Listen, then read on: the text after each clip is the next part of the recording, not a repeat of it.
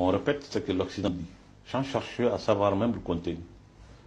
Et quand il parle du salafisme, on dit salafisme. Il parle du djihadisme, on dit djihadisme. C'est-à-dire que nous, on n'a pas de concept, on n'a pas on n'a absolument rien. C'est eux qui définissent le vocabulaire, c'est eux qui définissent le moment, le contexte dans lequel il faut l'utiliser. Je pense que ça, c'est de réel, parce qu'en réalité, on n'a pas une autonomie de pensée. C'est difficile à dire. Il ne faut pas peut-être accuser les dirigeants, mais il faut avoir le courage de le dire. Cette absence d'autonomie de pensée, c'est ce qui nous met dans cette situation de dépendance éternelle. Vous savez, la liberté d'abord, c'est la liberté de penser. Mais notre liberté de penser, c'est de penser comme les autres. Non. Il faut qu'on pense pour nous-mêmes. Donc cette autonomie de pensée, on ne l'a pas. Et quand tu regardes nos pays, depuis l'indépendance jusqu'à nos jours, et nous pensons comme les autres. C'est tout. Et soit ceux qui ont fait l'indépendance, ils ont fait énormément de travail, c'est des gens qui sont des hommes valeureux, mais ils ont pris le socialisme, d'autres ont pris autre option. C'est toujours l'option des autres, c'est toujours ce que les recettes que les autres nous proposent. C'est la Banque mondiale qui nous dit il faut faire ceci, c'est les FMI qui nous dit il faut faire cela. C'est après que ça échoue, maintenant on se met à critiquer, on se met à revendiquer, les travailleurs se mettent dans la rue. Mais il faut que les peuples africains réfléchissent pour eux. Mais cette autonomie de pensée, on ne l'a pas. Moi, ce que j'ai dit aux gens, quand quelqu'un pense que moi je suis là, mon islam c'est parce qu'il y a l'Arabie Saoudite, il y a je ne sais où, moi personne ne peut me dicter mon islam. Non. C'est me minimiser. Ce pays, ce grand pays qui a produit des gens comme Askia Mohamed, qui a produit des gens comme Ahmed Baba, qui a produit des gens comme Sekou Amadou Hamdallah. Vous pensez que ce pays-là est incapable d'engendrer des hommes intelligents? Il faut que des gens nous disent comment est-ce qu'il faut faire, qu'est-ce qu'il ne faut pas faire. Non. Je pense aujourd'hui que le Mali est un pays, une grande nation, une vieille nation. Nous avons suffisamment de valeurs.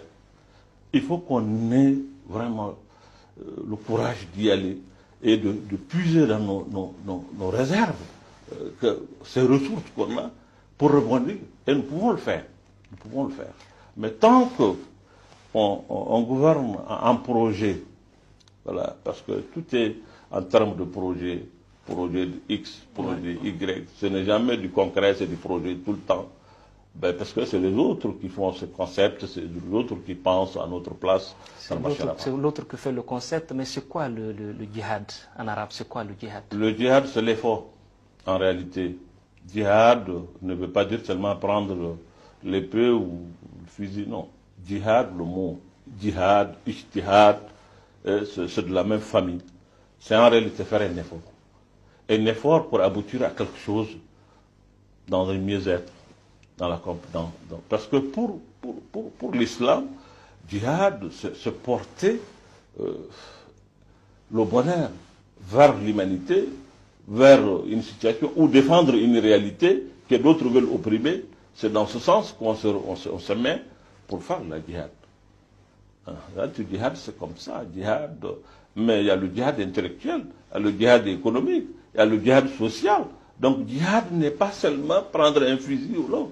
C'est pour cela le prophète de l'islam, lors d'une expédition, à leur retour, arrivé vers la porte de la Médine, il dit aux gens, maintenant nous revenons de la petite djihad, où ils ont croisé le fer avec l'ennemi, pour revenir maintenant vers la grande djihad. Ben, les disciples ont demandé au prophète de l'islam, mais nous avons croisé le fer avec l'ennemi. Y a-t-il d'autres djihad encore plus grandes? Il dit oui. Djihad al-nafs, djihad sur soi-même, maîtrise de soi, violence sur soi, être bon, recommander le bien, aller vers les autres pour le bien-être de vos semblables. C'est ça en réalité la grande djihad aujourd'hui.